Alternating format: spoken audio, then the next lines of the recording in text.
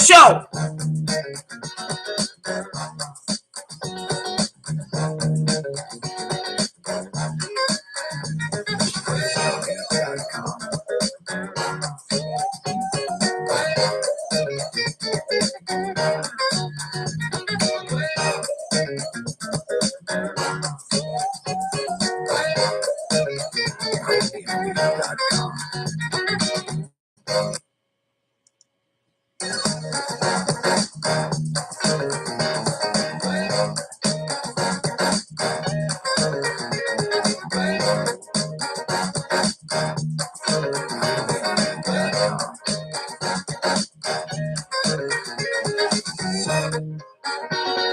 All right. Good evening, y'all. This is the Queen of Radio giving it to you once again on Sunday. This is Sunday night, y'all. Y'all know what the deal is. This is the real deal, real Queen of Radio. Y'all better bring y'all asses on in here. I see y'all coming in. Now, y'all probably wondering, why the hell do I have this fan in front of me? Well, actually, it's for two reasons. The first reason is one of my kids from the school had actually gave me an idea about, I gave them an idea. I was teaching the kids how to be creative with paper. And so that particular time we decided to make some paper fans. So I said, oh, you know what? Instead of having to wear a mask, which by the way, the mask actually makes me absolutely sick. Okay. And so I'm trying not to. I have surgery that needs to be done in a couple of weeks in reference to my mouth. I was in an accident back in October of last year. An accident took place, and I will give you guys all of the details in reference to that probably on a later date, as we are getting ready to close out the situation that's going on from that. So I got this fan up in honor of my kids. Not my real kids. I don't have any, not biological kids, but my school kids. My school kids, when I go and volunteer my time at the school, we sit and I talk with the kids, I talk with the students, I talk with the parents. And it's all about, just getting to know them. So anyway, before I get started, y'all, I want you guys, wherever you are coming from, whether you are coming from TikTok, if you're coming from Instagram, if you're coming from Facebook, if you are coming from any other type of social media, come on in, get in my chat room. Come on into the chat room and let me know where you are coming from so you can give me a big old shout out, okay? Now, in reference to tonight's presentation, because I'm always on time, we're going to be talking about discipline. We need to talk about discipline in children. And then the second half of my program will be about the illegal raids of the police department and how we can be safe on that. But before I get started, for all of my newcomers, because I know I see a lot of newcomers that come in and they're like, oh, wow, this is the first time I've heard of the Queen of Radio. So if you are new to the channel, this is especially for you. Normally when I come on, I talk about the up and coming events. And before I get into the gist of the program, I always play music. So I'm hoping that you guys like the music that I play. Actually, it's the band's music. And anytime you are invited out to hear me perform, sing, or dance, or entertain, you will know that that's the music that the show will probably enter in or leave out on. Yeah, a lot of people say, oh, I didn't know that she has a live music band. Yes, I have a live music band called the Sapphire Blue Notes. That was in dedication to my father. If you guys are into the old school music, my dad was the one that brought the Blue Notes to Harold Melvin and the Blue Notes with a song that you probably forgot about.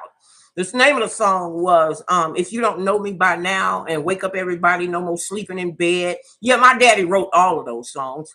And I still have the blue notebooks taken from the blue pen that he used to write those songs with.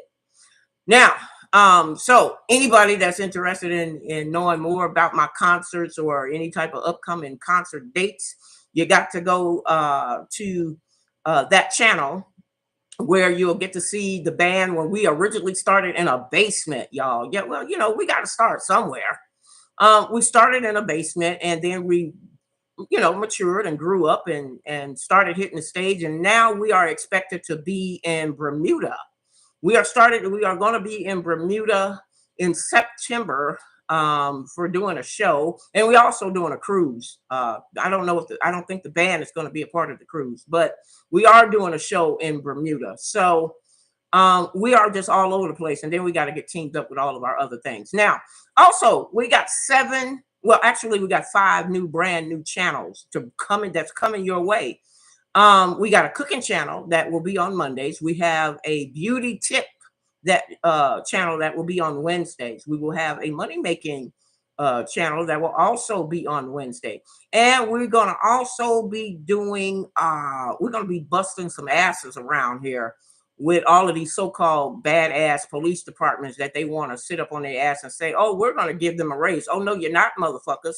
You're not giving nobody a raise around here. What we're going to do is fire y'all's ass. But we're gonna get to that part of the show a little bit later in the hour. Right now, I want to talk about children and how parents, and if you know, and matter of fact, if you know anybody that has a child that was born between 1990 all the way up to now, I hate to be blunt about it, but those kids are fucked up. I'm just gonna be real about it. Y'all know how I do. That it is what it is. Those kids are so messed up from the flow up. No, don't get mad at me. And the reason why these kids are messed up is because I'm gonna take you all the way back. Okay, I'm gonna take you all the way back to when I was raised. See, I came in an era of the late 1960s, early part of the 70s, where family had values. We need to go back to having family values. See, that's something that we all are missing. And even for these kids from the 1990s to the 2000s, they are missing family values. Family values means that everybody in the household is participating in raising your kid. Okay. And we used to have a saying, it takes a village to raise a child, and it's going to take a village to get these little knuckleheaded kids back in shape. And I have to use, and everybody has been watching and paying attention to the late breaking news is about Will Smith and Jada Pinkett. I know, and I'm not going to talk about the dynamics of him slapping Chris Rock. I'm not going to do that today. If you want to hear my 2 cents on that story, you have to go to another video that I previously did. But Jada Pinkett and Will Smith are the worst parents in the world. Okay. And the reason why I say this is because, I had an epiphany. I don't know if you guys understand what an epiphany is, but an epiphany is when a train of thought comes to your head and you're like, oh, so that's why that happens the way that it happens. So my epiphany came to me and said to me, my own thought, the reason why Will Smith cannot recognize that Jada Pinkett is not a very, I don't want to, well, no, I'll call her a bitch because she is a bitch. But anyway, the reason why she is not a good bitch is because God has not revealed to him about her wicked ways. And then I got to doing a little bit of deeper investigation, because y'all know I'm nosy as hell. I ain't gonna even lie about it. I'm nosy about everything under the sun. I'm even nosy about the sun. I want to know why that motherfucker comes up and why it don't come on time, or why it comes too late. I always got some questions that I need to ask, So anyway, they are some of the most wretched parents. He has not been introduced to the Most High. See, when you get introduced to the Most High, everything changes, because God is going to make sure that you are very aware about the people and the people in your surroundings. Now, see, if y'all can disagree with me or agree with me, I really don't give a shit. But what I'm saying is, when you got God in your life, and see, Will Smith has already said that he don't know anything about God. Oh my word, that was the wrong choice of words to say. Okay, well, if you don't know about God, then honey, I suggest, and see, if you don't know about God, then that means that your kids don't know about God, because those are your offsprings. So whatever you are teaching them, it originally came from you. Now, with that being said, he needs to be introduced to God, because see, God gives you an insight that is so profound. I mean, God will put on your heart and on your mind and say, look here, I'm gonna let you know, don't fool with that person, or let you know, don't cross that street. See, you don't test the powers of God, because see, God will put you in a predicament. Look, I done already showed you. Prime example. Okay. I had, I call myself finding the right person for me to be compatible with. And this particular person decided that he wasn't going to give me the time of day. He won't return a phone call. And then I said, okay, well, okay. So I'm not the type of person that's going to chase anybody. But God has says, look, go into this person's life, help make a difference in this person's life, because I'm sending you for that purpose. Now, keep in mind, this person wasn't having it. It was like, no, I'm gonna get me somebody that is got a big ass, got fake titties, got a fake ass, got long hair, and she can put a wig up on a stick, and that's the type of person that he wanted. So I said, you know what? I said, wait a minute, Lord, hold on. You sent me on a mission to be all I can be with this person, and this person don't even want to acknowledge me. So what am I supposed to do? That God said, don't worry about it. I'm gonna fix it where he either gonna get with that program, or I'm gonna show him a whole nother, you dig. You feel me? So when I said I'm gonna put that person back into God's hands, I'm gonna let him handle it. Because one thing that the queen is never gonna do, I'm never gonna chase a man. I'm gonna let you be known. I'm gonna say, look here, I'm interested in you. Now it's up to you to pick up those pieces and help me to carry those pieces together. If you're not interested, in, guess what? I'm from the bounce, because guess what?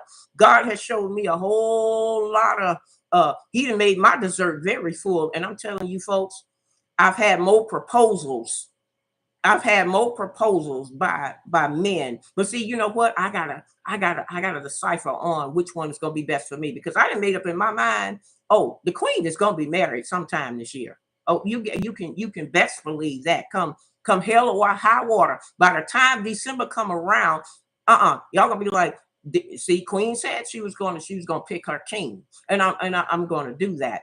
But getting back to the whole gist of it with these kids, and see, I had to do a little bit of researching. I had to sit down with some of these kids both the grammar schools, and I see they talk to TT. I'm their auntie, because I genuinely care about these children, and they know that I genuinely care. These kids will sit and talk with me about things that is going on in their household that their parents are either ignoring or don't care to know. Now, so I said, okay, well, since the kids trust me so much, I want to do some more researching. I went and done the research, and so the children are saying, look, I'm coming up in one child. I'm not going to say the child's name, but one child had confidence in me to tell me, well, I got a father who has a brother that I said, so you mean you are telling me that your uncle. She didn't even understand the dynamics of an uncle. She just said, well, I don't know what he is to me. I just know that he's my father's brother. So I said, okay, all right. I let the child explain herself. She said, well, he is touching me in an inappropriate way. And I'm like, okay, can you be a little bit more specific? And you have to let kids take their time when they're trying to explain some stuff to you. You have to be open minded. You don't want to come judgmental with them, because if you come judgmental with them, then they'll feel like they can't trust you on anything else that's going on. So the child said that her brother, her father's brother, was touching her inappropriately, and that he told her to keep it a secret. So this is how sex trafficking is starting in the household, because nobody is asking the questions about what these kids are doing and where these kids are going and who these kids are being put in charge with. So I said, okay, honey. I said, well, can you describe your uncle? And so she happily described him. She gave a full description to me. And so as a teacher's aide, my job is to report this. Okay. And she felt like, well, I can't tell anybody else in my family, because if I tell somebody else in my family, and then the little girl said, well, I'm going, he wants me to go with another bunch of other girls to this special hiding place where they were keeping children. So it was my job as a teacher's aide to report this. And so we come to find out, and so the girl was taken out of the custody of the father, because the father had winded up getting custody of this child. See, sex trafficking starts by telling these kids, the people who these kids are around, they're telling these kids, well, don't tell it because it's a secret. It'll be just me, you and my secret. I'm going to touch you on places that you're not supposed to talk about. So I said, okay, so we had to, this is a reason why I say, people, I've been doing undercover stuff for a lot of years. And so that's just one of the many stories that I can share with you guys today. With sex trafficking, it starts with the kids being told by some adult not to go and tell about what they are going through. Kids don't want to be put in that type of predicament to where they can't trust the adults that is in their life. So we busted up, we happily busted up that situation, and now the young girl is in the custody of her grandmother that lives in a whole entire another state. They had to pack her up and had to move her. So in order for us to stop this type of sex trafficking, these parents and these guardians got to start paying attention to the signs of these children. These children, they're just like grown men. Men don't know how to express themselves either. But children really don't know how to express themselves. They don't know whether if somebody in them is the right way or the wrong way. And so when I was coming up, we had classes where we would do a mocking class. We would sit there with our clothes on, of course, but we would have a mocking class where you pretend like you're naked, and you pretend like if somebody walks up to you and try to touch you inappropriately, that's not good. People need to have permission to put their hands on you, okay, as far as any vulgar way. So, but they don't do that anymore, you see.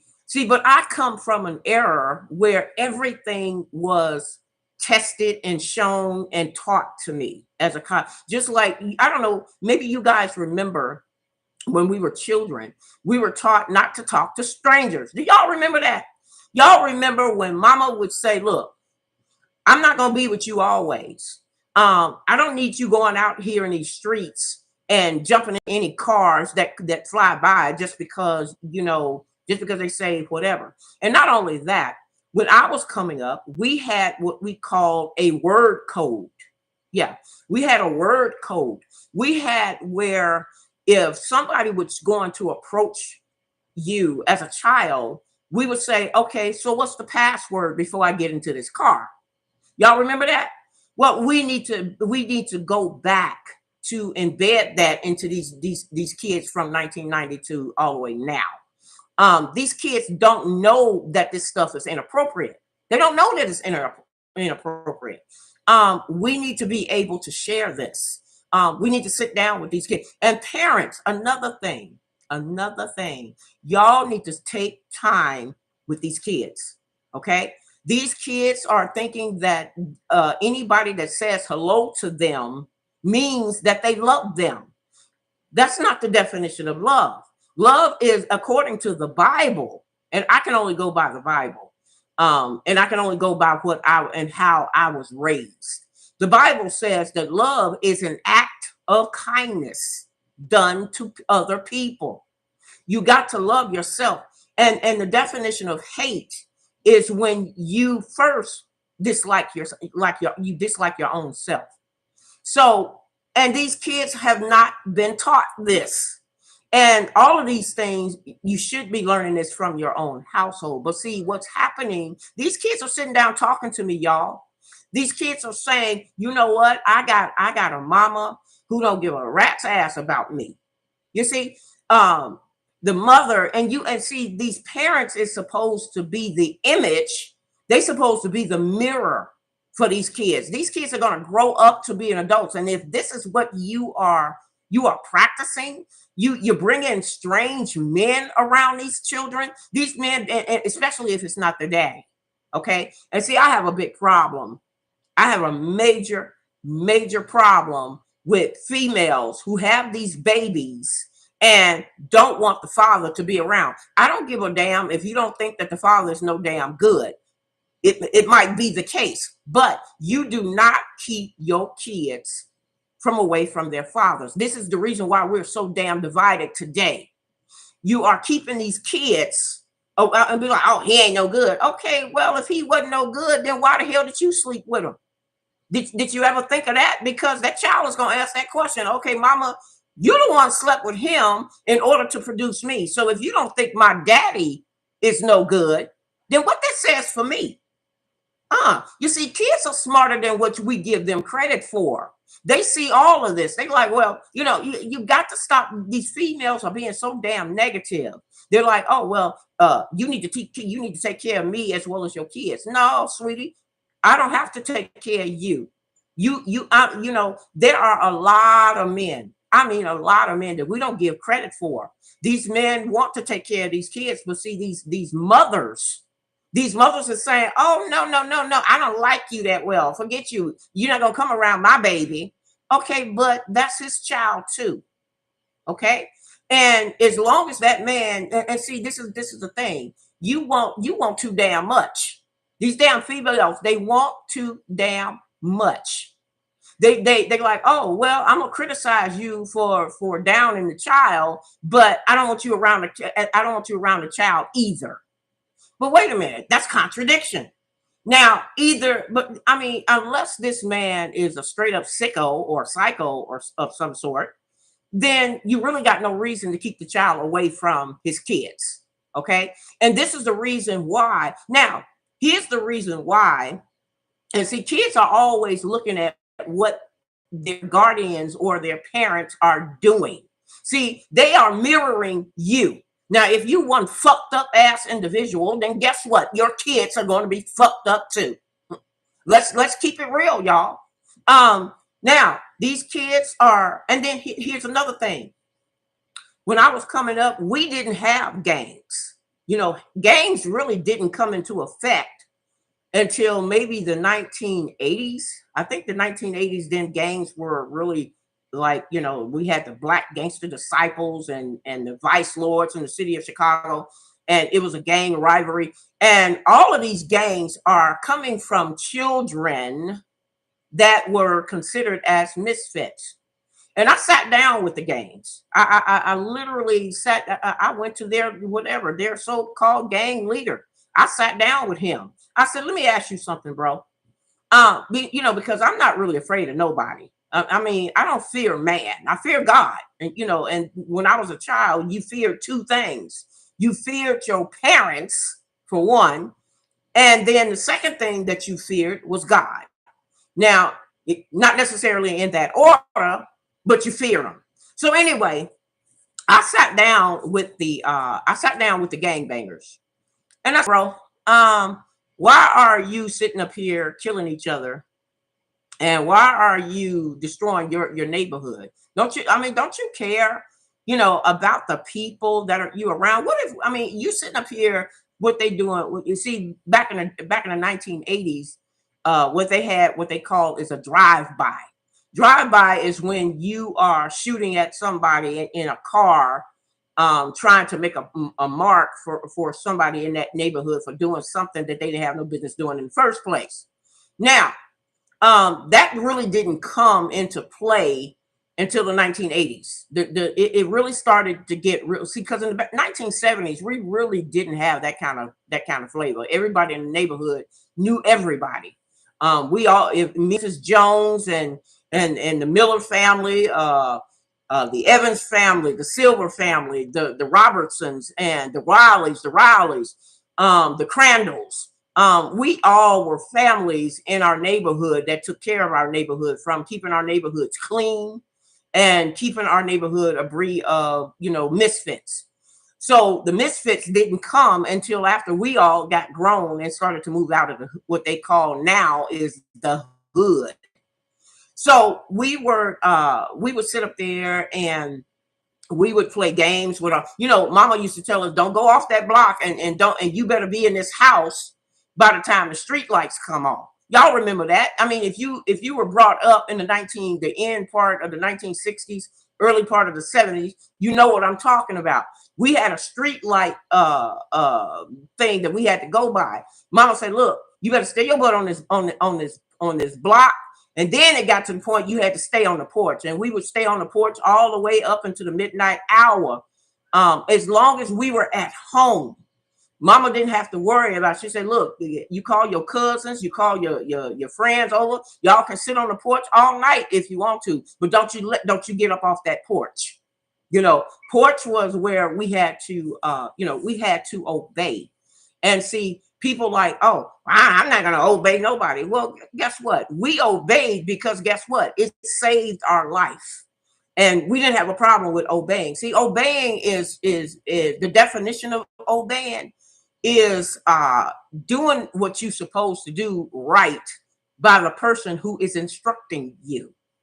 And 9 times out of 10, like I said again, it goes back to your mother and God.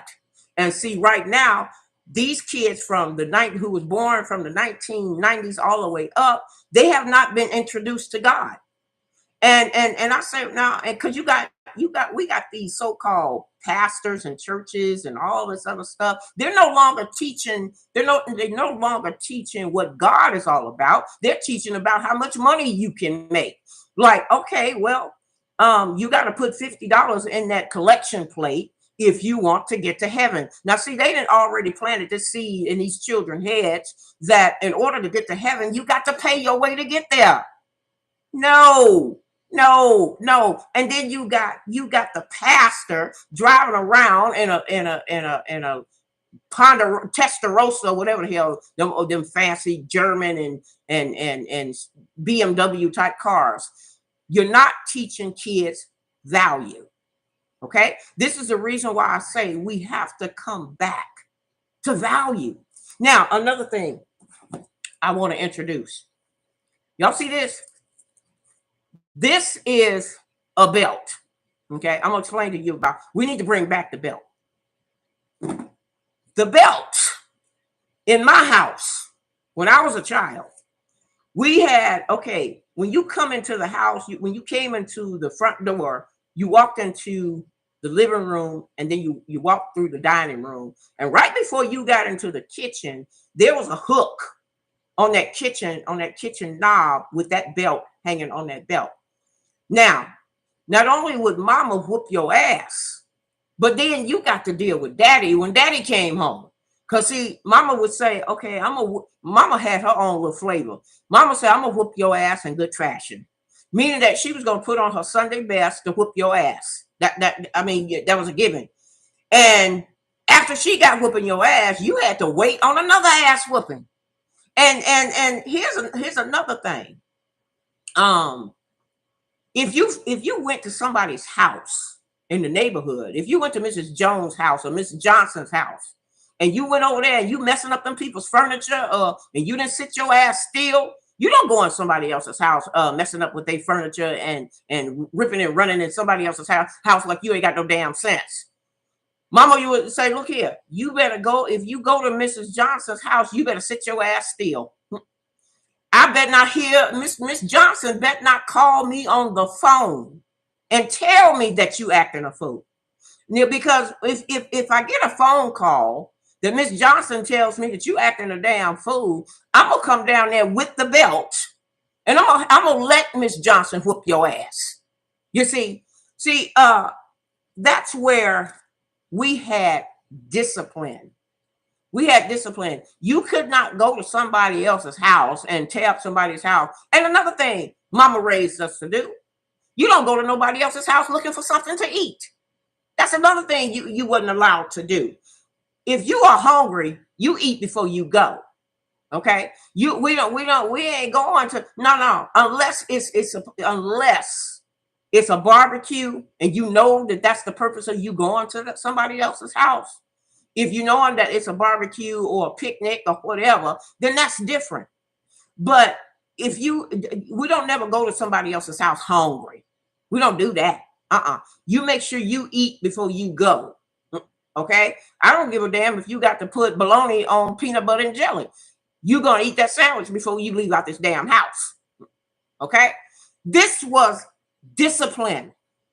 Now, this is another thing that I can't stand. White people, now don't get me wrong, I don't hate no race, but this is one thing about the white race that I disagree with. White people seem to think that it's their place to try to raise our kids.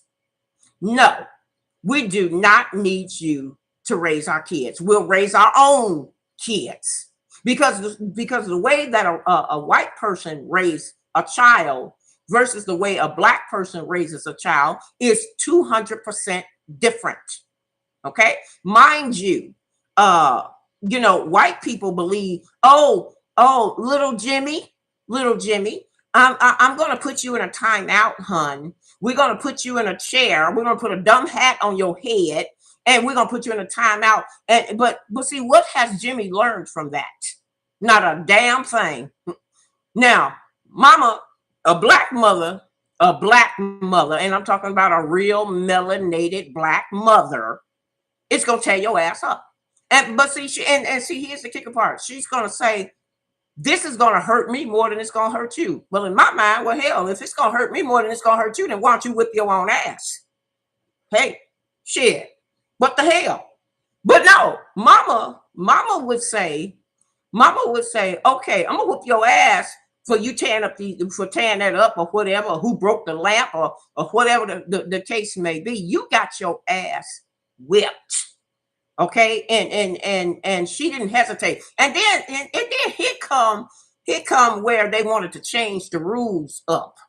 They wanted to say, "Oh, I'm gonna call the police on you for." I wish a motherfucker would call the police. When I get through, when my mama would say, when I get through whooping your ass, that police officer better bend his ass over to, because he gonna be next. Because you don't see big mamas and grandmamas, y'all need to come up. Y'all need to put some medicine on them aching knees and your feet and whatever, and get on board, because we got a lot of ass whipping that we need to do right now, because these kids are not understanding. They're not comprehending. They need some training. They need to be able to see that belt. They need to be able to feel that leather going over the cheeks of their little bad asses. You see, because that will keep their asses out of the penitentiary. Okay, when they see that somebody care enough about them to tell them and show them that they are messing up. See, like I said, with white people like to sit up on their ass and give timeouts. We ain't giving you no damn timeout. And see, what white people should have been learning the same time that we have been learning, they needed to learn how to fight. See, white people don't know how to fight. All they know how to do is pick up a gun and try to kill somebody because it's convenient for them. Okay. Now you got little Peter. Little Peter is growing up to be a goddamn serial killer.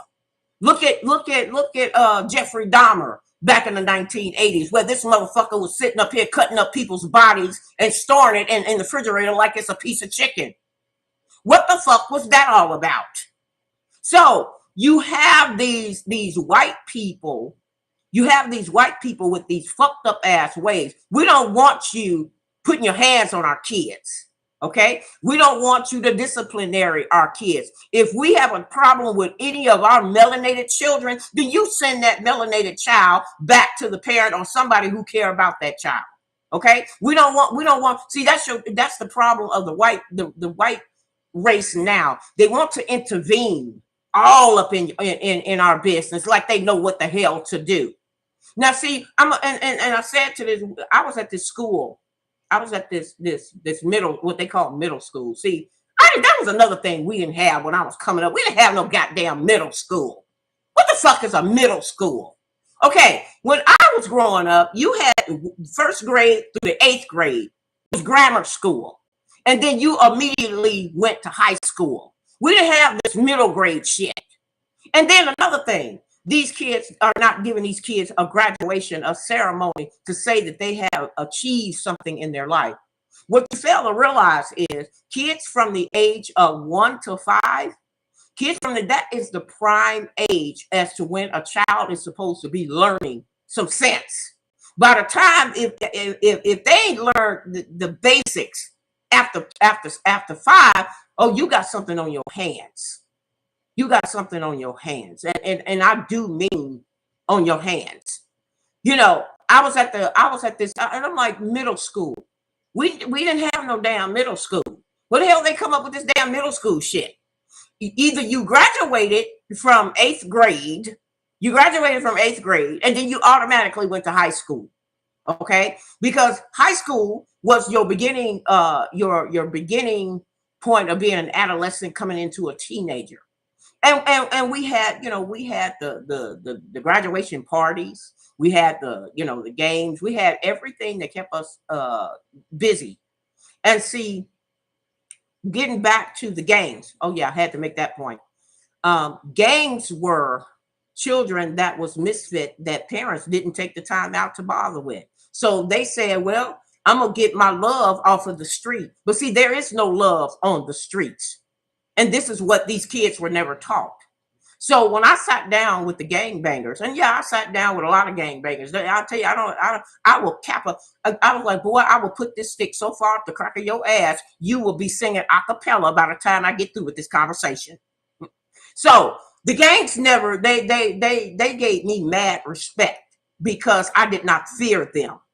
I talked to them like they were civilized human beings. That's what I did. I said, look here, son, you are doing a pointless. Why don't you protect your area?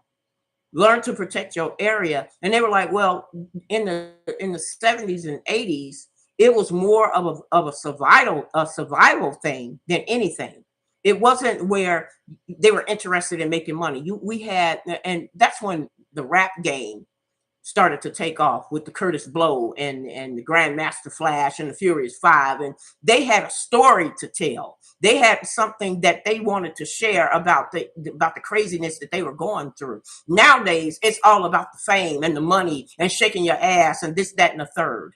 So if I had to put anybody in jail for the way that these kids is turning out, it would be the parents from the 1990s to now. And Will Smith and Jada Pinkett is a prime example. I mean, she done sat up here and had an affair with her son's friend. Mind you, she didn't have an affair. And now you got your kids looking at you. Be like, okay, so this is what you are embedding in your children to go ahead and when they have children, they're gonna sleep with their kids because do as I say, do as I say and not as I do. And then on top of it, y'all ain't got God in your house. So that's the reason why Will can't make no sense out of God, because God would have shown him. He would have shown him that this woman, you need to leave this woman alone. You need to go ahead because somebody out there is going to love you for you. And the same thing I say, if you don't love me, then hell, I'm not going to waste my goddamn time with you. Okay, God is going to reveal who I'm supposed to be with. And then I'm going to follow suit with that. I'm not gonna push myself on nobody.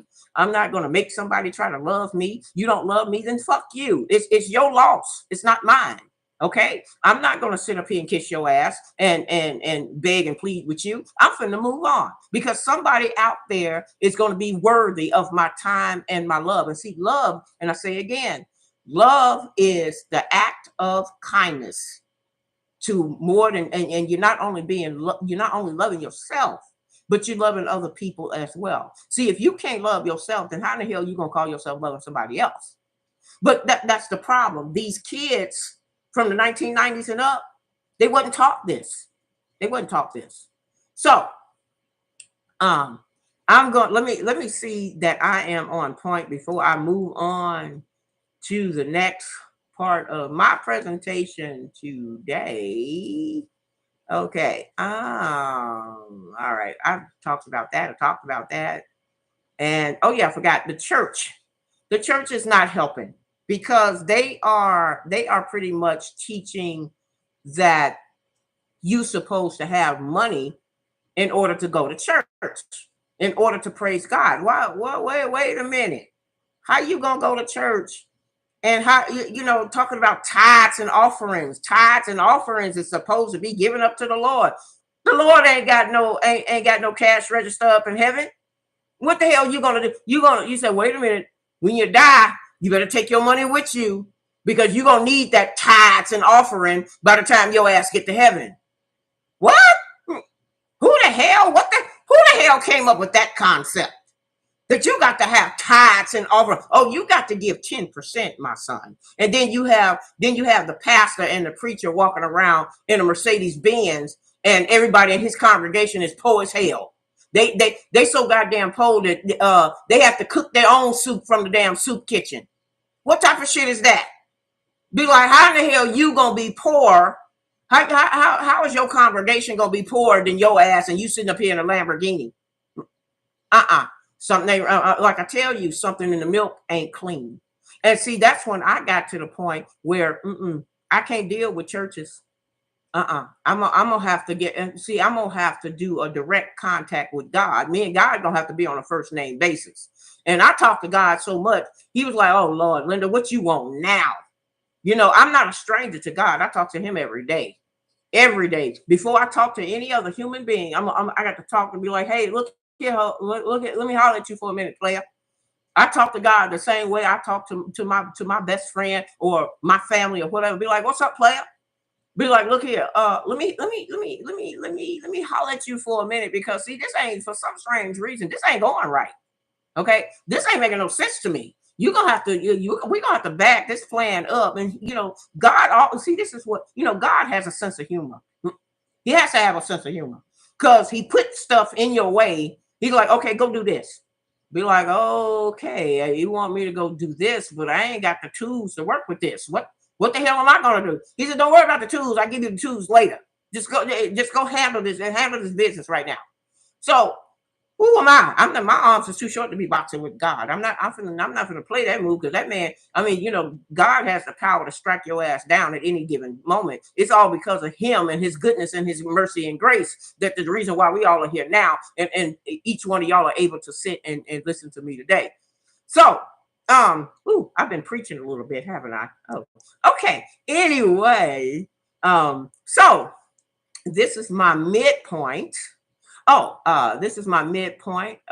Before I get into the other half of the program, I need for you guys to go ahead, click like and click that notification bell. And I need for you guys to, if you want to support the channel, I do not have a cash app.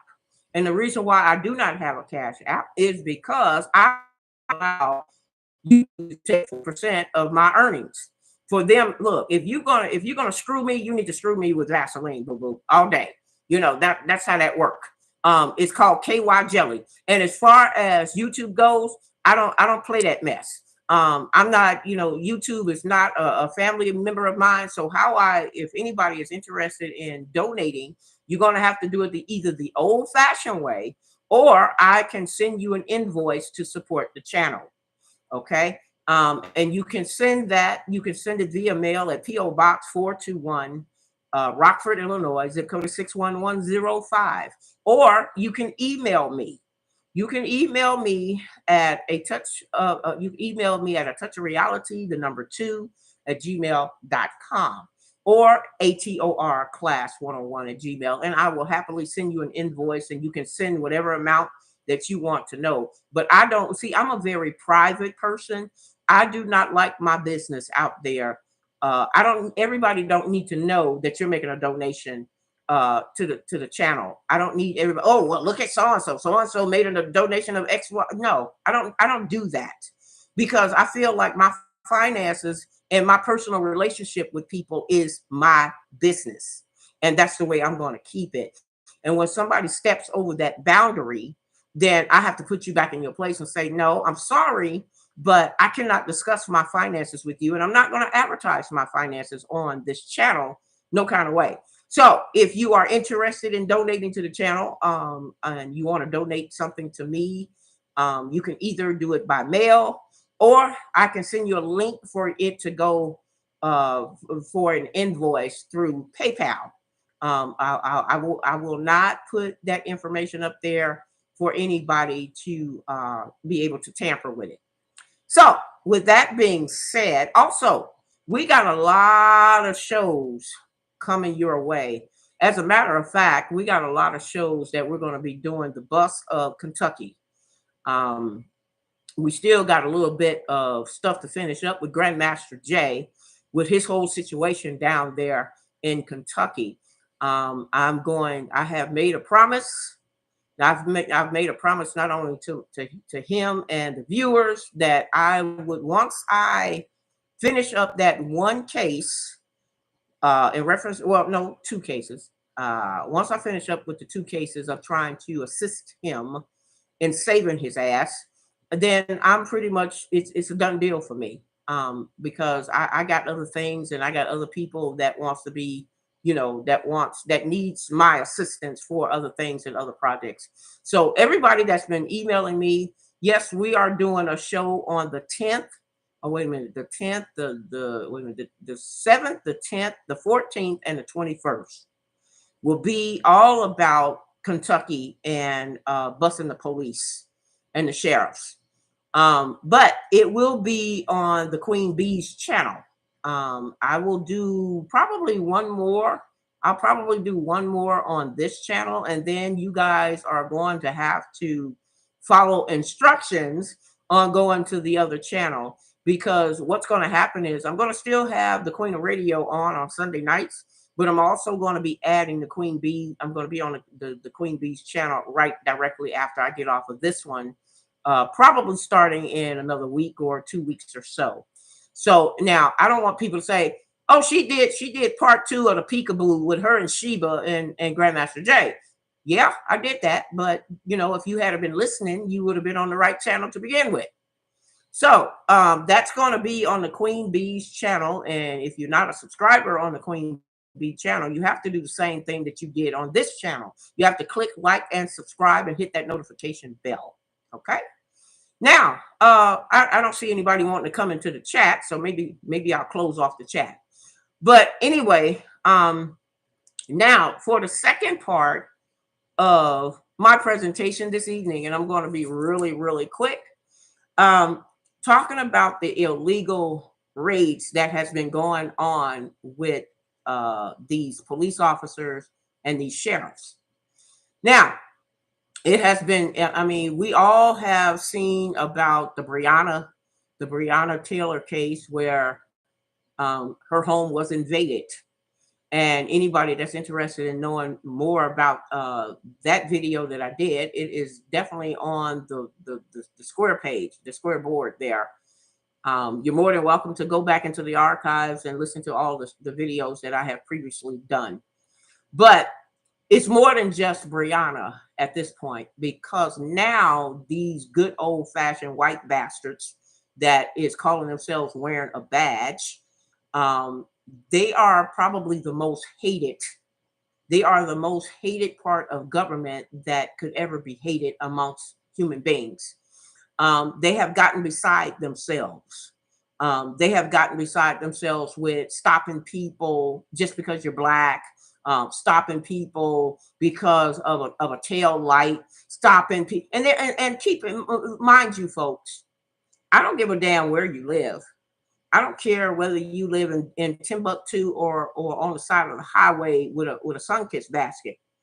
There is no law that says that you have to be stopped for something as simple as the tail light.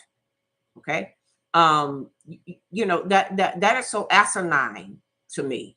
So what I would like to do from this point, I want to share with you on how to start handling these bastards.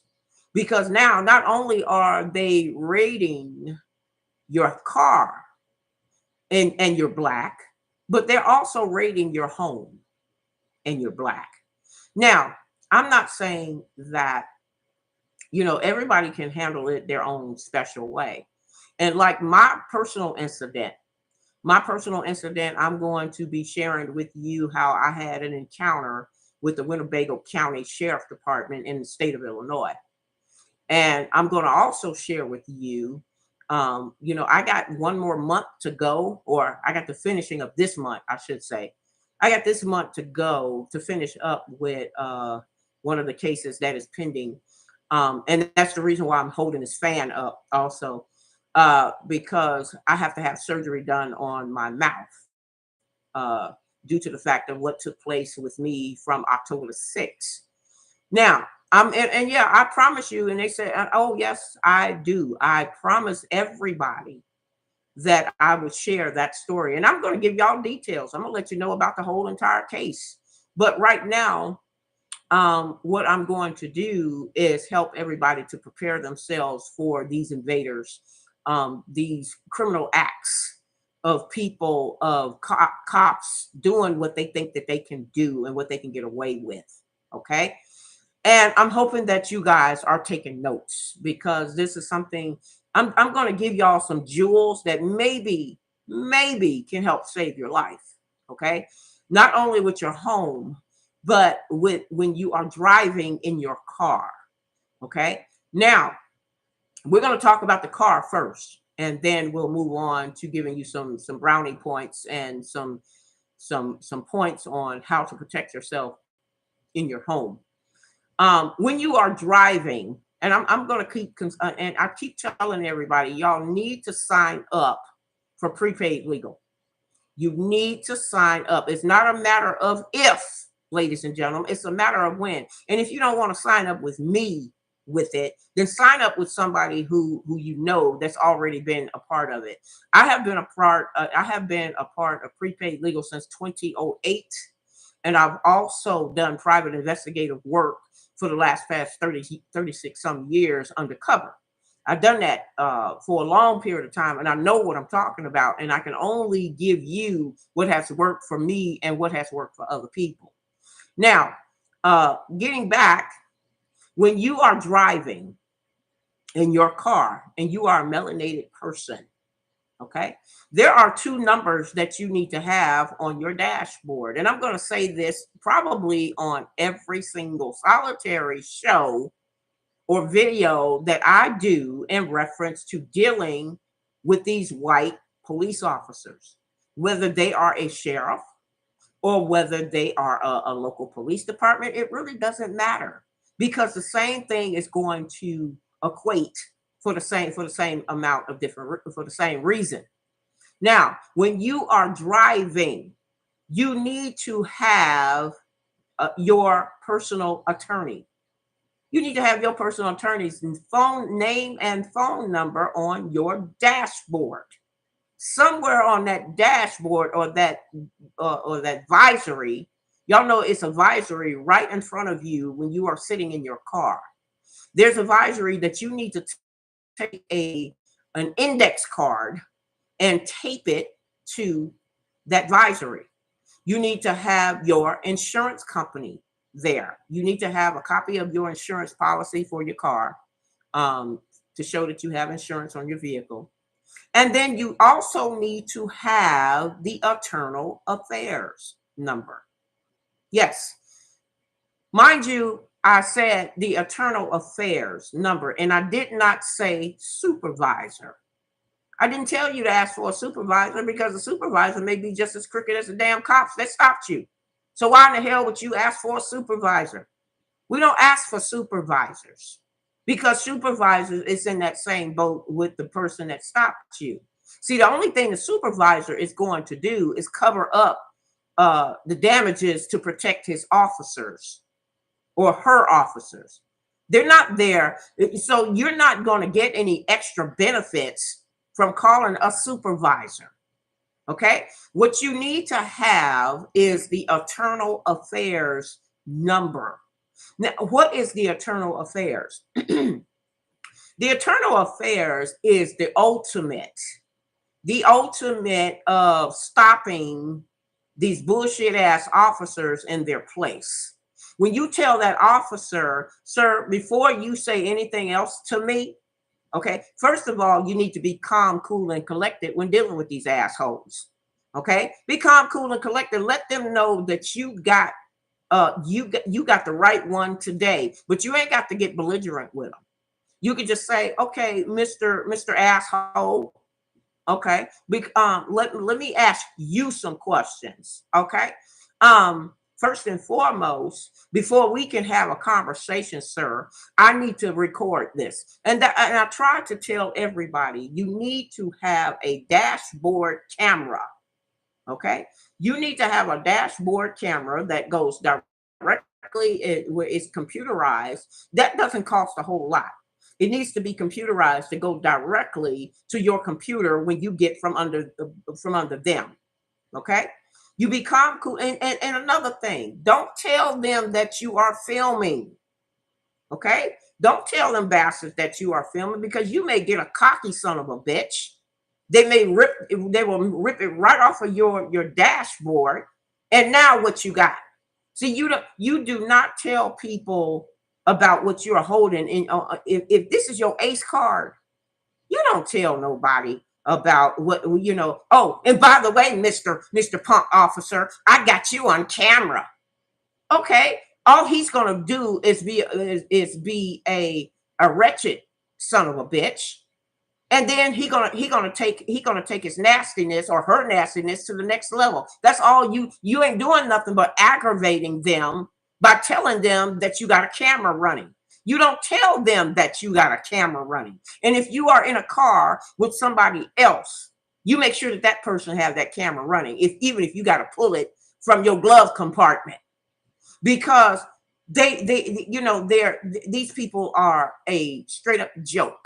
Now, the reason why it's so important for you to get the internal affairs involved is because I want y'all from this point on, there is a form that you need to fill out in order to get paid from being stopped by these wretched ass bastards.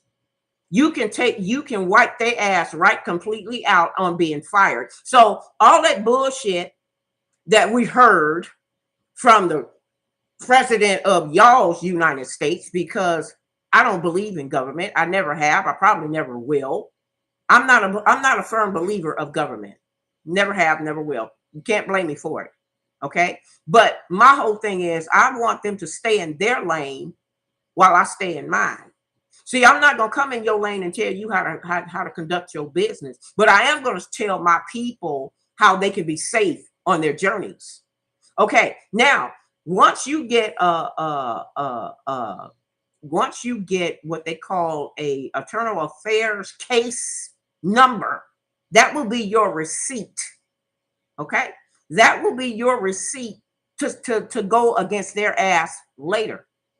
Okay, and then anybody that is going through any type of predicament, if you want that form, or I'll show you how to get that form, you can email me at atorclass101@gmail.com and put a phone number, and I will walk you through on what you need to do in order to make these bastards pay for stopping you on some bullshit. Okay? You get a badge number. Now, this is what I have found to be quite interesting. These crooked ass cops, are changing their badge numbers. What they're doing, what I call a bait and switch. Okay, and that's a fraudulent thing to do. What I mean by doing a bait and switch, let's say for instance, you get a police to stop you, and you are in a car, and there's two police officers that ride up on each other at the same time. Now, a bait and switch, they didn't already gave their ID, they didn't switched up their IDs. So in the event that you are a person that's going to stop them, then you won't know. It'll make it look like you don't even know who the hell you're talking about. Did you know that? They do a bait and switch on site. That second officer will give the other officer his badge number to wear, and vice versa. So when you come to ask for their badge numbers, the badge numbers will be fucked up. Did you know that? And another thing that y'all need to know, when they stop you and they ask you for your ID, they have the power. They have what they call a programming system in their car. Y'all notice that in every police car there is a block screen up there. It's a block screen where they said, can I have your name and ID? What they want to do, they can easily, folks, and y'all need to be aware of this for your own safety. What they have in their car is what they call an IW. Oh yes, it's called an IW. IW means it's called an instant warrant. They have the power to program your name whether you have a warrant or not. It doesn't matter.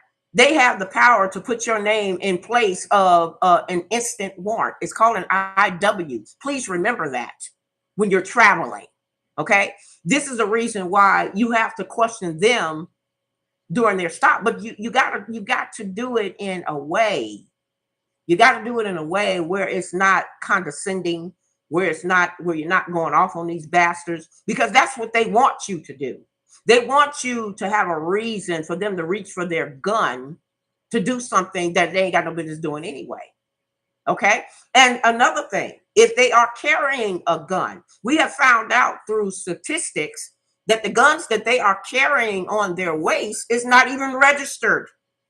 Oh, another thing you can get them on. When they stop and reach for their gun, you can say, well, sir, why are you reaching for your gun? Your gun must not be registered. Can I have the serial number? I need you, because guess what? They have what they call a tag. They have a tag on those guns to where those guns can be looked up back at the station, you see. Back at their precinct, when you call that number, you can say, wait a minute, there was an officer that called himself trying to pull his gun. I need to know if that man was carrying a registered gun, because I fear for my life. You got to act like you know what the hell you're doing. You got to act like and see, this is what I've said to my students. You guys need to practice this. You need to practice this with your family and friends in your home. Practice, act like y'all are getting stopped. That way, see, if you practice it in your house or wherever you're at, you'll feel a lot more comfortable when you're actually faced by these bastards. Okay? You need to practice this with your friends, family, your loved ones, whomever. Practice being stopped in a car. Okay? Practice, and then and say, okay, where are we going to put the attorney's number? You need to have that attorney's number. And you said, Linda, why would I call my attorney if it's at 1:00 in the morning? It's not that you're calling your attorney. You're calling to get it recorded at your attorney's office. So your attorney can be a witness to you, help be a witness for you at a later date. That's the reason why you need to have that recorded. And then you have another recording, even if it's a cell phone. You take your cell phone, put it down there at your right hand, wherever. Some people got a stick. Some people got a stick in that cup holder, whatever. You put that cell phone on record as soon as they call themselves pulling you over. Now, with that, and you're remaining calm, cool, and collective, and you ask that officer, you said, oh, I see you got a gun. What you planning on doing with that? Considering I don't have a gun. And then they'll say, well, we need to search. Excuse me, but do you have a search warrant?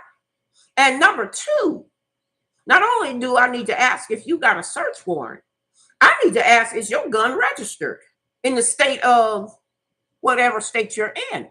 Because guess what? They walking around here with unregistered guns. And I'm like, where they do that at?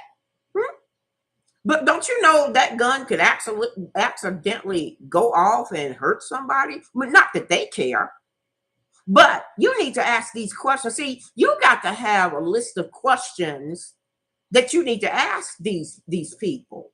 Be like, okay, so you got your gun. What you plan on doing with it?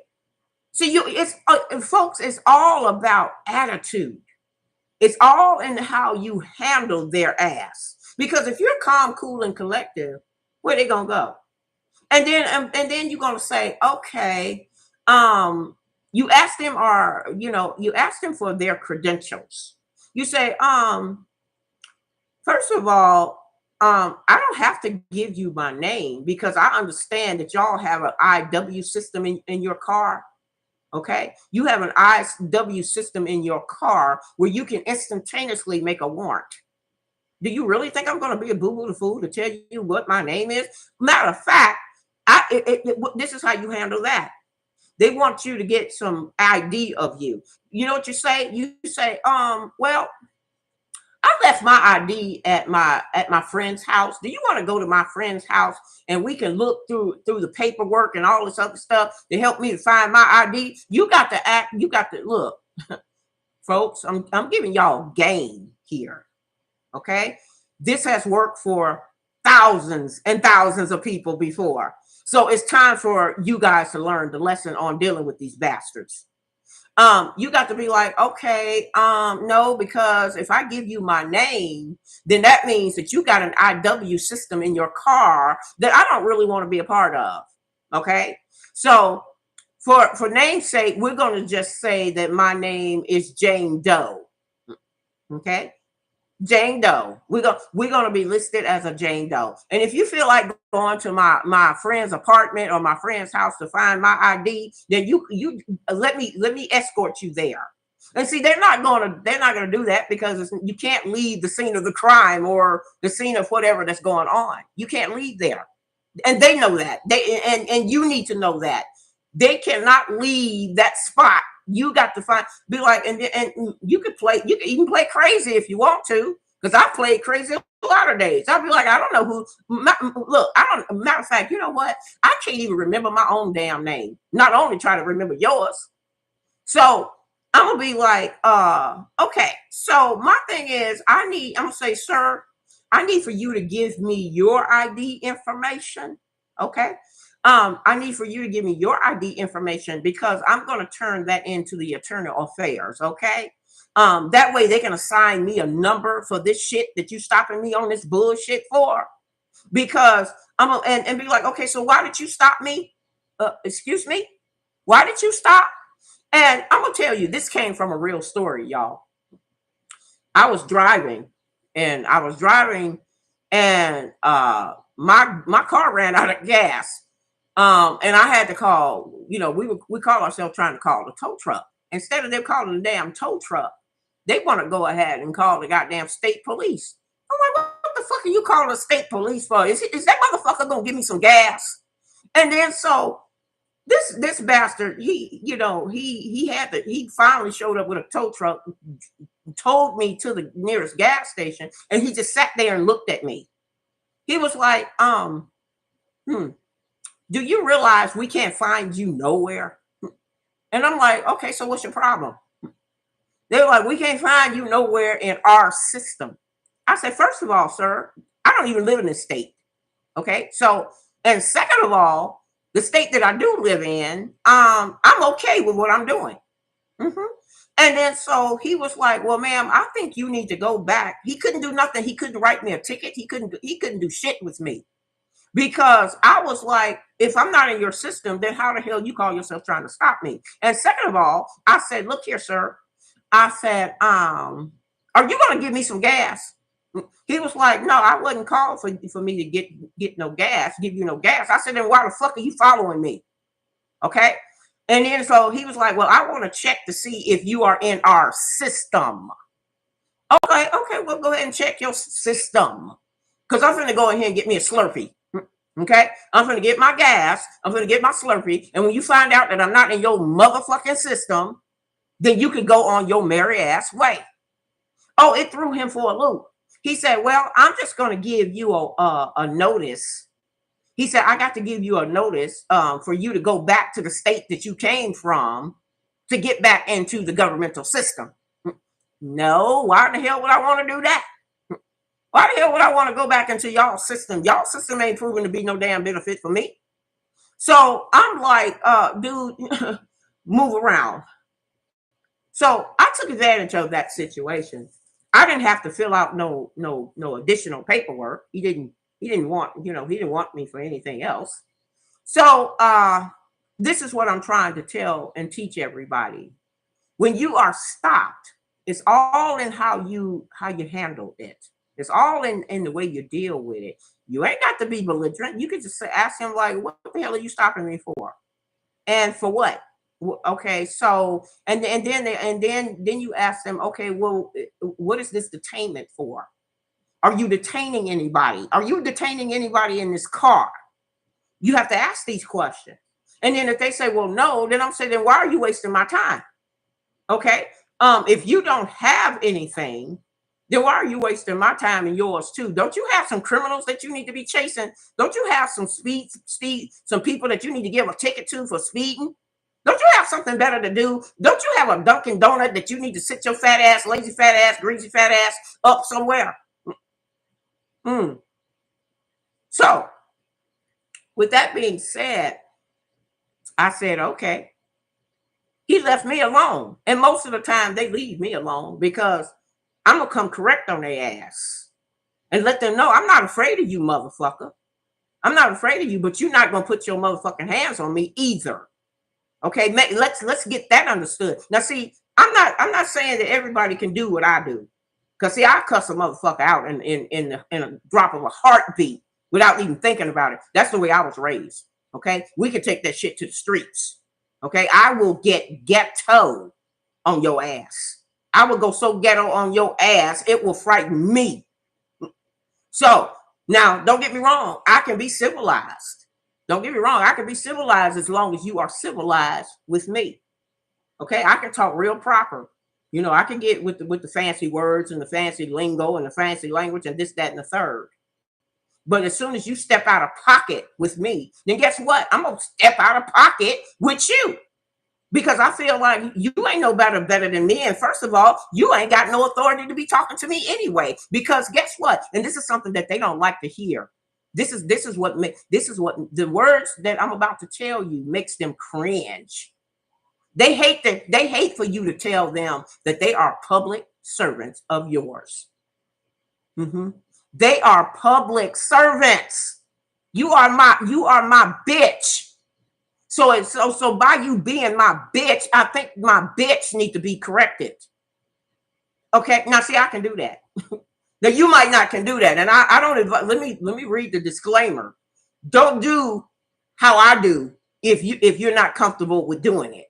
Okay, because I'm just one of those characters that I ain't got no problem with. I go toe to toe with you, and I don't give a damn about. I tell you in a minute, put that motherfucking gun on the ground and get this ass whooping that I'm finna put on you.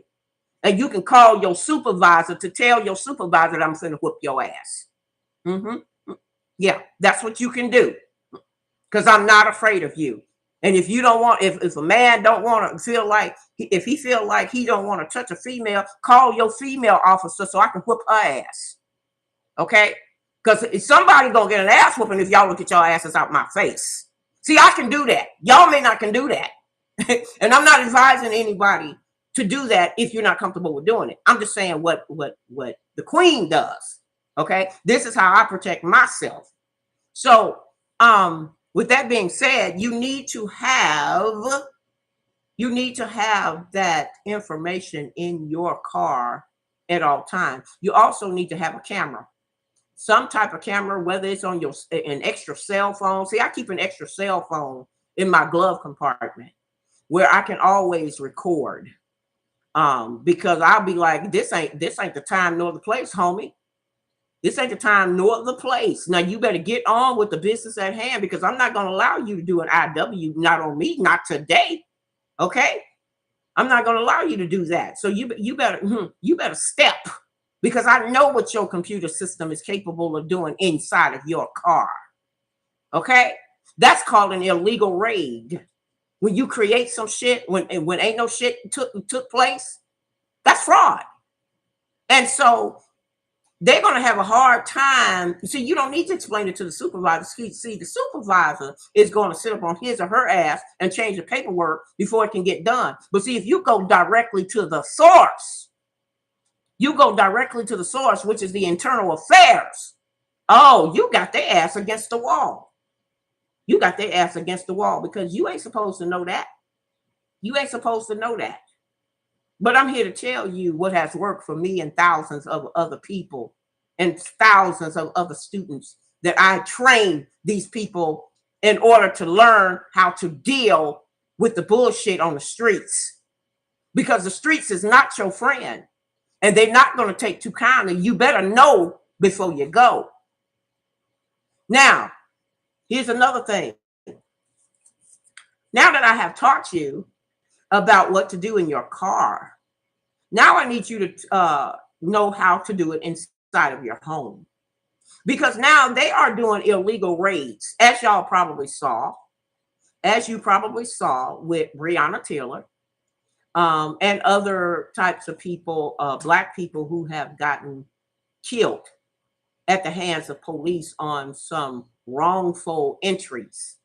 Okay, it's all over it's all over the place. It's not just in one state, it's in all of them. It's in all states where Black people reside.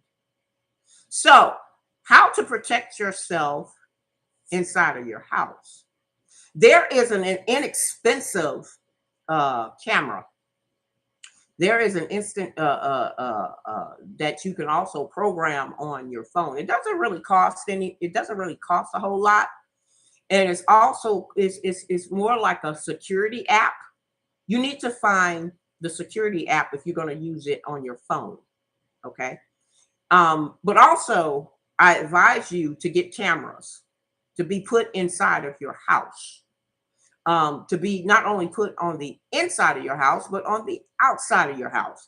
The outside of your house will alarm you as to you are getting ready to be invaded. Okay. The outside alarm, and you put it on what they call a timer. Okay. You put it on a timer for it to click and give you information every minute and a half or every 2 minutes. That's what's going on for the front of your house, the side of your house, and the back of your house. Now, in some places, this may be expensive, but if you look around, some of them have where you can get it for free. Now, in order for you to get an alarm system for free, you would have to be part of a block club. There are certain companies that will give you a free alarm system for the outside of your house. If your block is part of a block club and has had maybe a block club party, they will sign you up, and they will deliver a brand new outside of your house cameras for your house. If you are part of it, it's under what they call the community block grants. Find out if where you live have what they call a community block grant, and see if you can sign up to get home security for your house. Okay. Otherwise, if you don't have a block club, you can sign up for, there are selective, I don't work for these companies, but there are several companies that will give you a discount on home security, both indoor and outdoor, if you have had a previous police report done about a home invasion. Normally they give you like anywhere between 20 to 25% off of your monthly subscription fee that you would have to put. There is what they call a matter of fact, there's a company, and see, I'm not supporting any one security company, so I don't want to give out any one security company's name. But there is a company where they have what they call a camera doorbell. Okay, what is a camera doorbell? A camera doorbell is a little gadget that you put on the outside of your house where it's connected. It's hooked up by Wi-Fi. You have to hook this doorbell up with Wi-Fi and connect it to both your phone and your computer. It will tell you when somebody is getting ready to invade your house up to a minute and a half before they actually get to your door. And this is what I love about these types of gadgets. They are making gadgets where they can see somebody coming at least, I don't know, 200 feet towards your property, your home, or before you are being invaded. And see, this is something that we all need. It's called a doorbell. If you want to write it down, it's called the doorbell camera. And usually it doesn't cost a lot. It doesn't cost a lot of money to get it. It really depends on how you're going to use that doorbell camera. You need a doorbell camera on 4 places. You need one doorbell camera on the front of your house. You need a door. If you have a back door to your house, you need a door camera on that back door of that house. And you need a door camera. And they're like, why would you put a doorbell on the side of your house? You need one door camera on both sides of your house. And the reason why you need to put it on your window, you need to have that door camera on your window. And I say this for this reason. That door camera on your window is going to pick up every home invader coming towards to break that glass as it reaches your computer to let you know that somebody is trying to break into your house on the side of the house. And it will let you know within minutes before the last breaking of that glass, because 9 times out of 10, the windows on the side of a person's house is a dual window. Okay, the dual window, it means you got that isolated glass, and you got that insulated glass to where it's protecting your house from people who live in the Midwest would have more of this on their homes than people that's in the southern, in the tropical states. But people in the Midwest are more prone to have what they call either a triple plated glass on their windows or a double plated glass on their windows. And you need to have that doorbell camera at the top of that main window on both sides of your house. Because when somebody is on the side of your house, and even though it moves that bell is going to ring. Okay, it's going to ring and it's going to trigger you. It's going to tell you that somebody on the side of that house is trying to break into that glass on that side of that house, and then it'll take a picture of it. So this is the reason why I say invest in your home.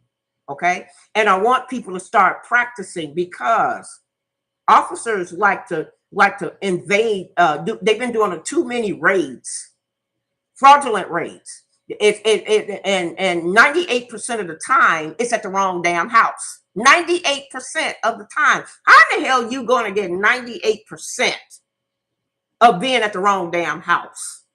See, that's what we call in Chicago some monkey ball bullshit. That's what we call monkey ball bullshit.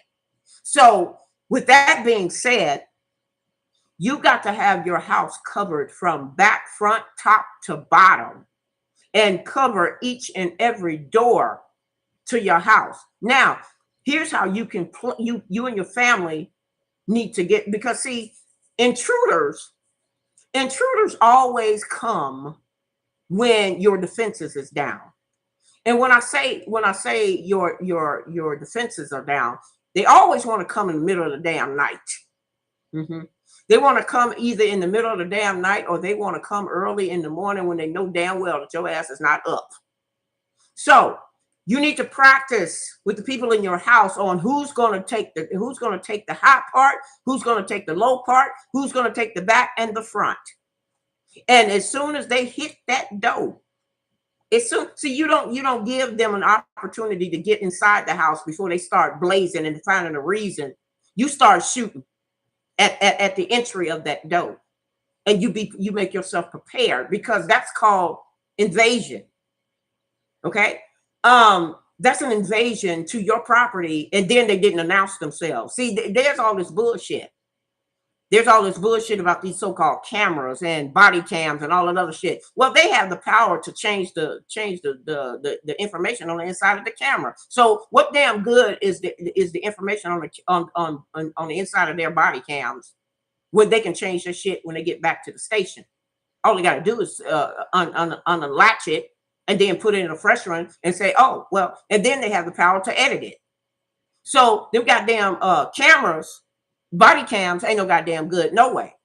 So, and then I'm not allowing you to have permission. They would have to get my permission to use a body camera in my house. Okay. So, you don't have permission, because that's called invasion of a person's privacy. I didn't tell you that you could use your body camera in my house. And then on top of it, you came in my house fraudulently. And so here's my whole deal. If you have been practicing, folks, I'm telling you, practice makes perfect. You got to start practicing with your friends and your family or whoever you live with, and say, look, we're going to practice somebody breaking into this damn house from the front, because these bastards is already, you already know that they're coming on some fraudulent shit to begin with. But see, my whole thing is, you need to protect yourself. You need to protect yourself and your family. If you got children, you need to practice with your children to tell them to go to the basement. Just like we had drills. Y'all remember when we were kids, when the teacher would teach you how about if there's a fire, how you got to drop and roll, or roll yourself to the nearest exit and time yourself. Well, this is the same thing, folks, because these police officers are the enemy. They've made themselves the enemy. They're no longer doing their job according to their so-called laws. They are raiding people's homes for no apparent reason. And then when you get through with all of them breaking into your house, now you done found out that they were never supposed to have been there in the first place. Okay, so why are you here? You didn't even have jurisdiction to come into my house. Why are you here? They don't even make an announcement. Oh, well, they don't tell you until much later that they're the police. They don't say, oh, we're coming in for this reason, or we got a court order search warrant. They don't say none of that no more. None of that is, they don't even have the right address to be in there in the first place. So if you don't have the information that you're supposed to have, then you need to do whatever it is you need to do to protect yourself. And I mind you, see, my thing is, if you there's 2 doors to all of my doors. I got a screen door, a storm door. I got a screen door and a regular door. As soon as them motherfuckers hit that second door, I got the right to fire at your ass. I'm not going to tell you I got a gun. I'm not going to tell you that you ain't got no goddamn business in my house. You need to find out who's there, because now it's all about protecting me against protecting me and my family against your invasional ass. You're doing too many illegal raids. Okay, there are too many illegal raids being done. Now it's time for each and everybody that is melanated, and if you're white, you can do this too, because they're not discriminating no more. They're killing their own people. Yeah, they're killing their own white people just as well as any other nationality. So this can help save anybody's life. You need to be prepared. You need to practice. Practice makes perfect. So when you practice, draw your gun. The point that take the bullets out. Of course, I don't want you practicing with a loaded gun. Practice with a gun being pointed at that back door, your front door, and know who's going to take what door. If you are married, or if you are in a relationship with a boyfriend or girlfriend, you get together with that person and say, okay, look, you're going to take the back door and I'm going to take the front door. That way we ain't got to worry about running into each other when some shit pop off.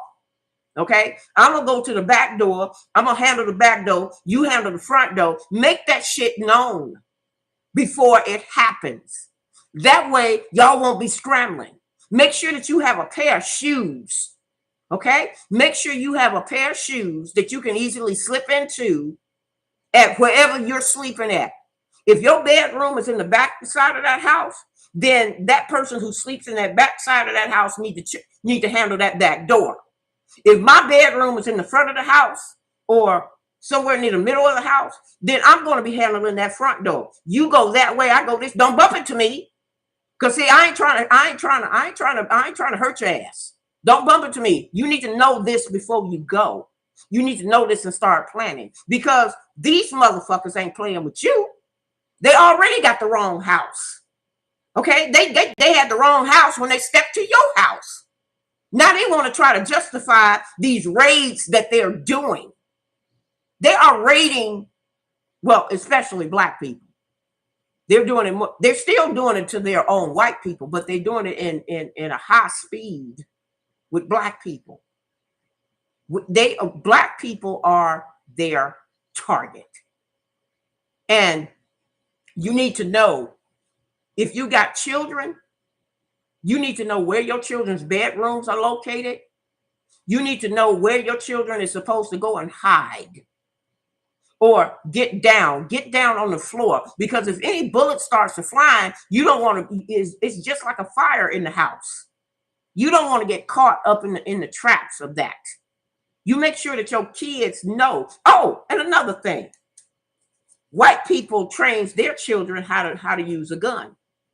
I suggest all parents start teaching their kids how to use a gun. Okay, I'm not talking about minors. I'm talking about as soon as they get to be an adolescent. As soon as they become an adolescent, you need to start teaching them about a gun and why it's necessary.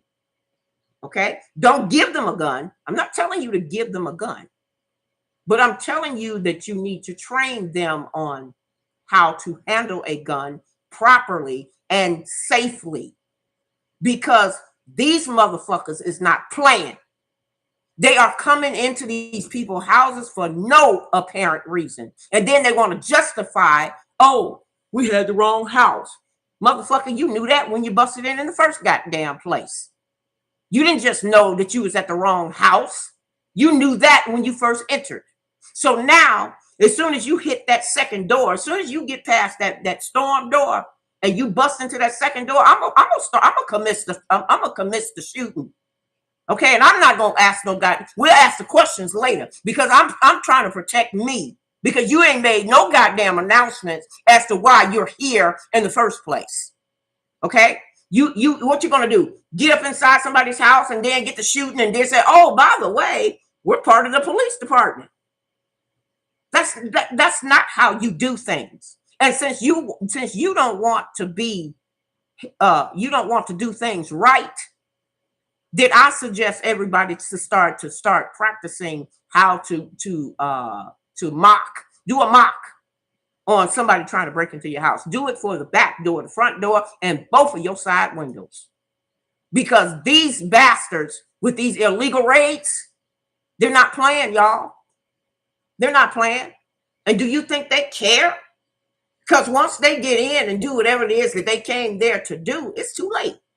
You gotta nip that shit in the bud at the actual door. Okay?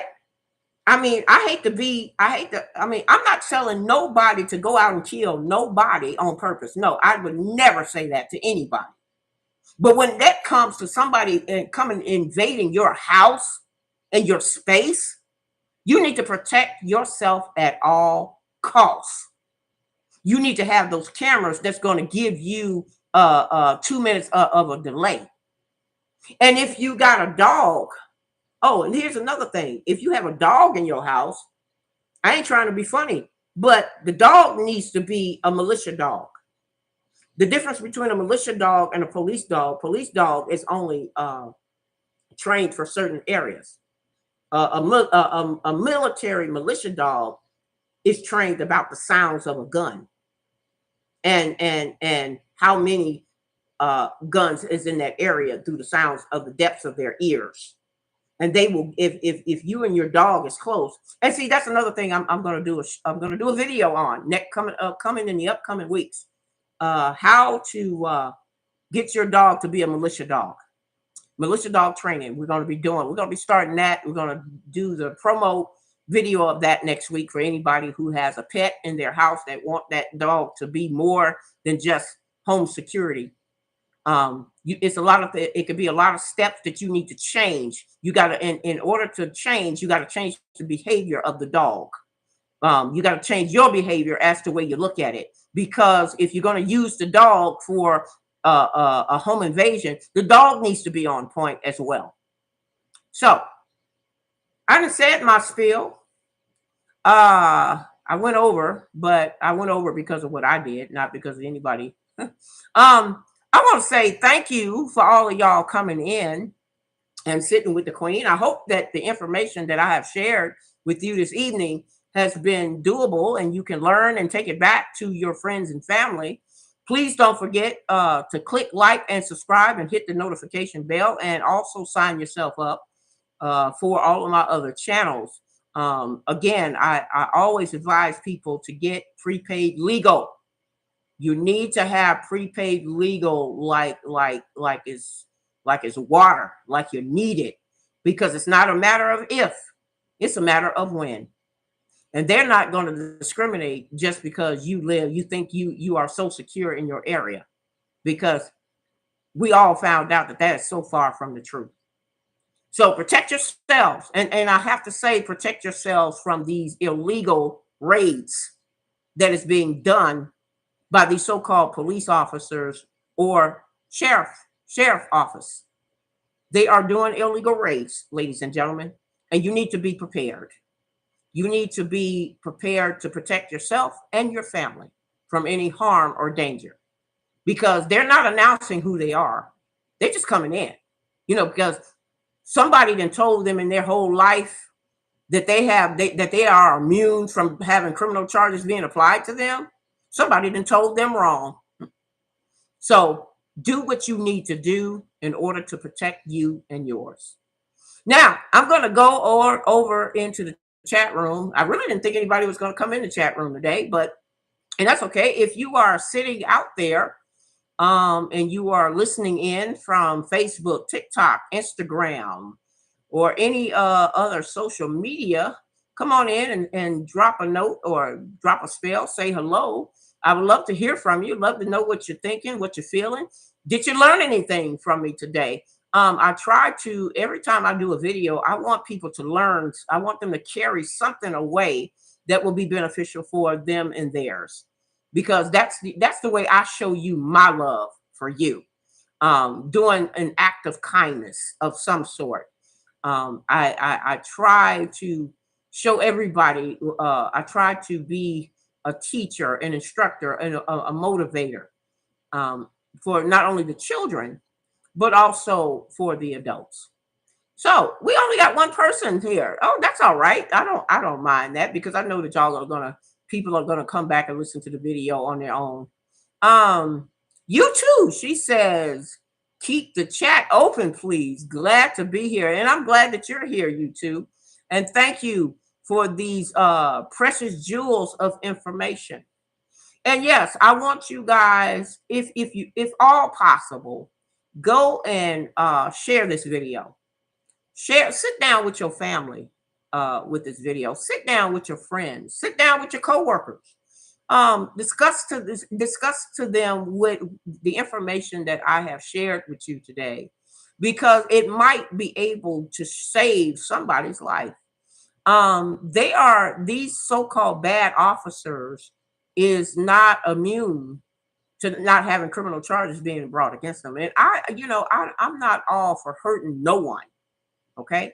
But I am for protecting my family and my friends and people that I care about. That's what I'm for. I'm not saying go out there and start shooting up and doing whatever. No, I'm not saying that at all. And I would never tell anybody to do that. What I am saying is, when you are driving and when you are in your own home, you have to protect you. Okay, because this has been an end thing now. And we're going to, we got something very special coming down the pipeline in reference to, I got a team. We're getting ready to put a stop to all of this. And it's gonna have to be done on a national level. It's not gonna just be having to be done on each state. We're going to have to do this on a national level. We are making plans to make the Black nation, the people of the Black nation, to be heard. It's time for us to speak. It's time for us to put the power of the pen into motion. It's time for all of this, all of these unnecessary killings and shootings to stop. It's time for that to stop. They have taken advantage of our race. They have taken advantage of our people, and we are still remaining calm, cool, and collective with them. And in the process of that, we are also putting together documentation that is going to be served on the United States of America. And that in the United States of America is a corporation, okay, a corporation of government. We're going to have to serve them. We're going to have to serve them. We are in the preparation of serving them. And for any melanated person that is not scared to use the power of the pen to help us with this mission, you are more than welcome to join me in this journey, because this has been long overdue. I'm just going to be real about it. I do not like being scared in my home, in my own home. I don't like being scared. I don't like being scared driving my cars where I need to go. That's not doable, folks. And before I talk about moving to another country, we as a Black nation and a Black people need to clean up this mess here that's in front of us. Don't go to see. This goes back to the way I was raised. You don't go to somebody else's house and call yourself being in control when your house is filthy. If your house is filthy, I think you need to stay home and clean up your own damn surroundings before you go talking about cleaning up somebody else's backyard.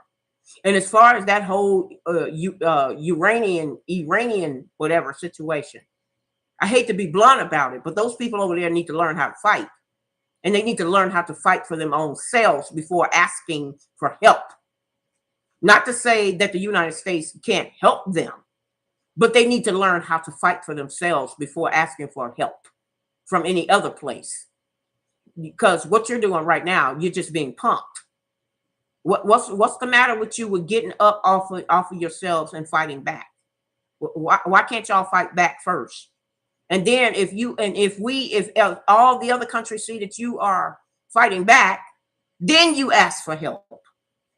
Then you say, well, we at least we did all that we can do in whooping their ass or doing what we have to do to protect ourselves. Now we need your help. You don't just come and say, oh, well, just, you're not, I got to be bold about this. Those people over there is not our responsibility. And we're not theirs. Okay. So as far as I'm gonna say this in closing,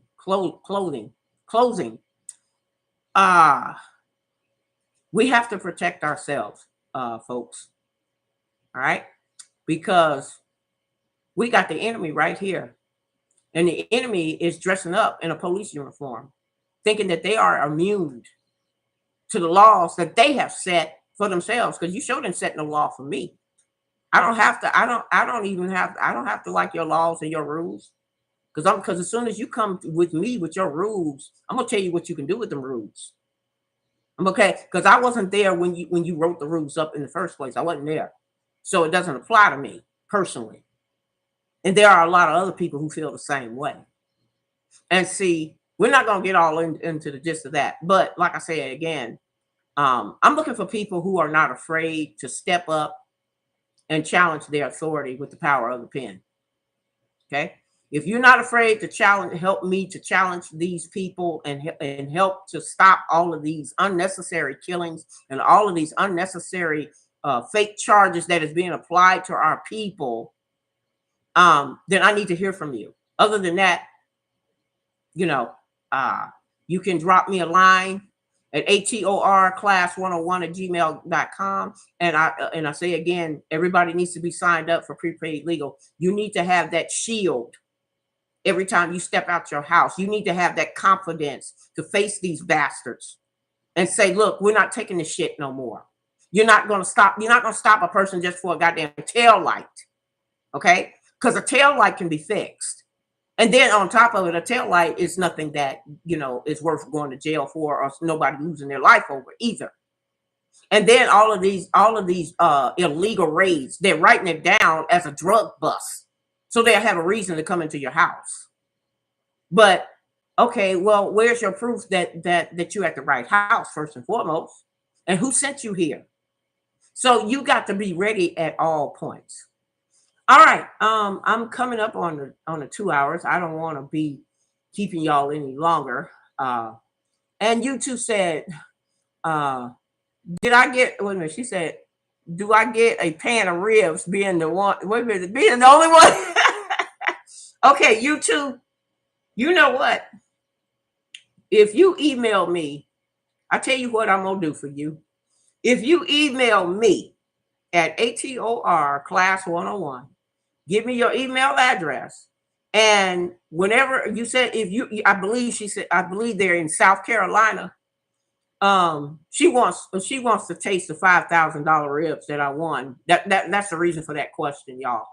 I believe you two is in South Carolina. Okay, South Carolina, Miss South Carolina.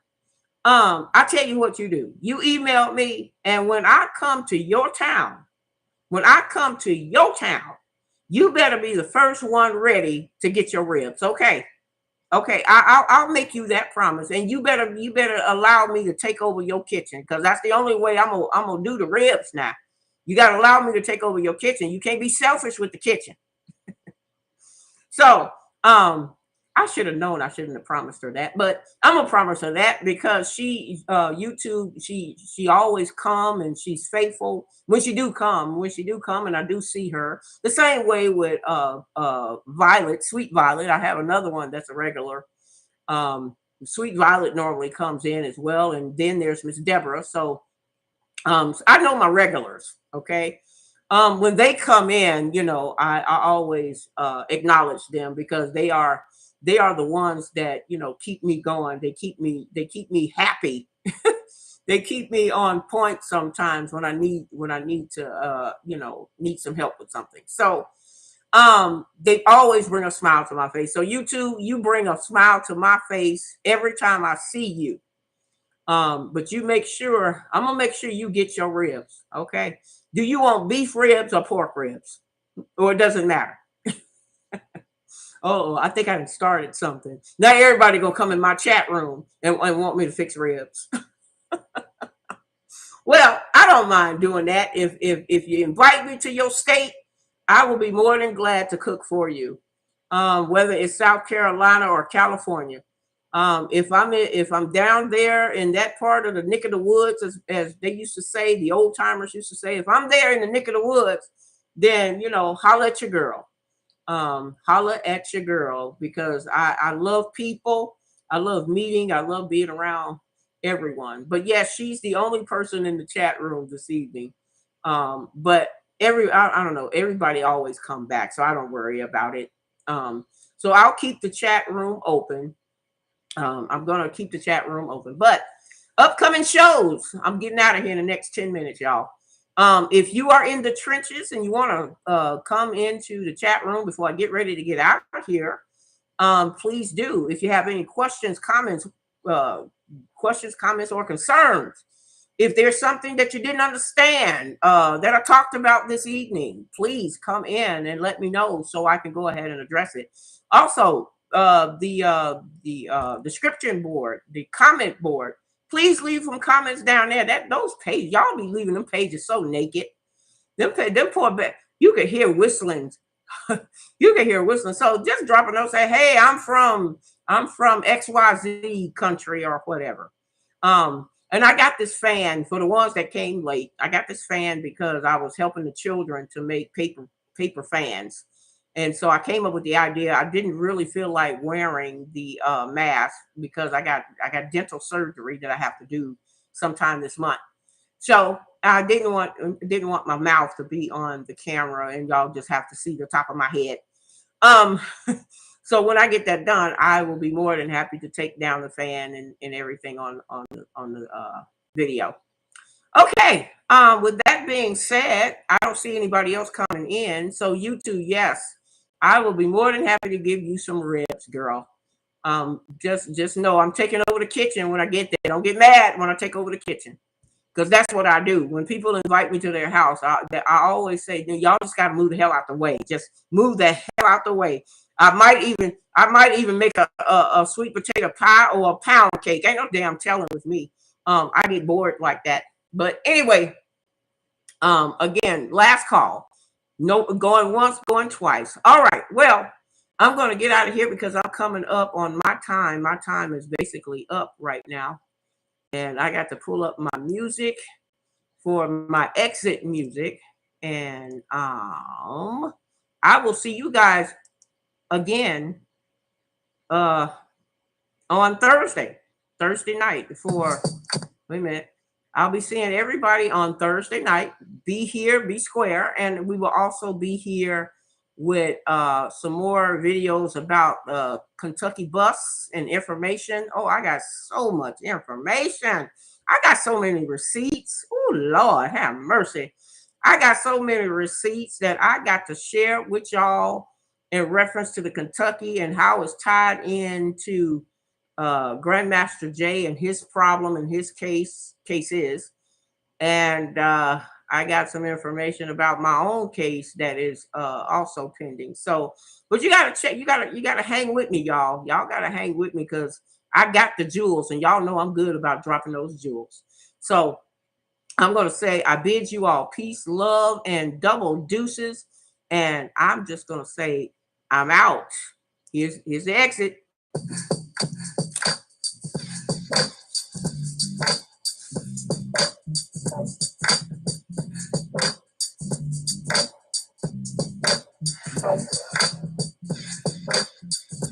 Premiumbeat.com.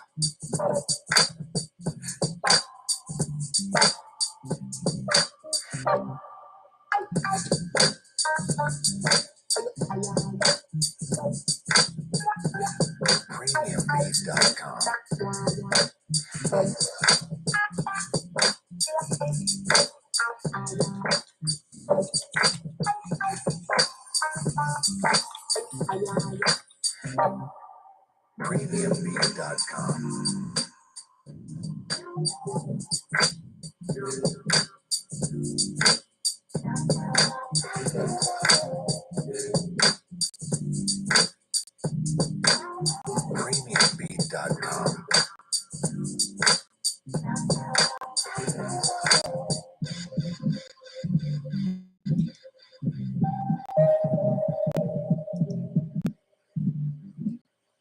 Premiumbeat.com. Premiumbeat.com.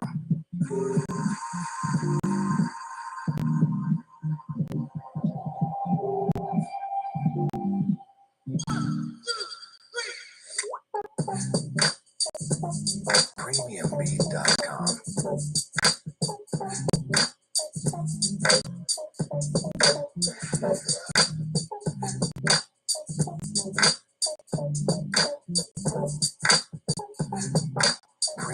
Premiumbeat.com.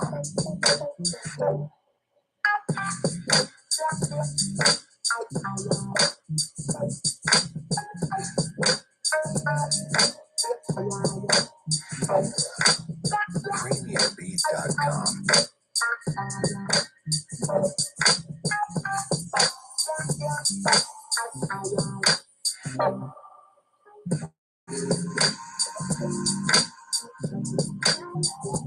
Premiumbeat.com.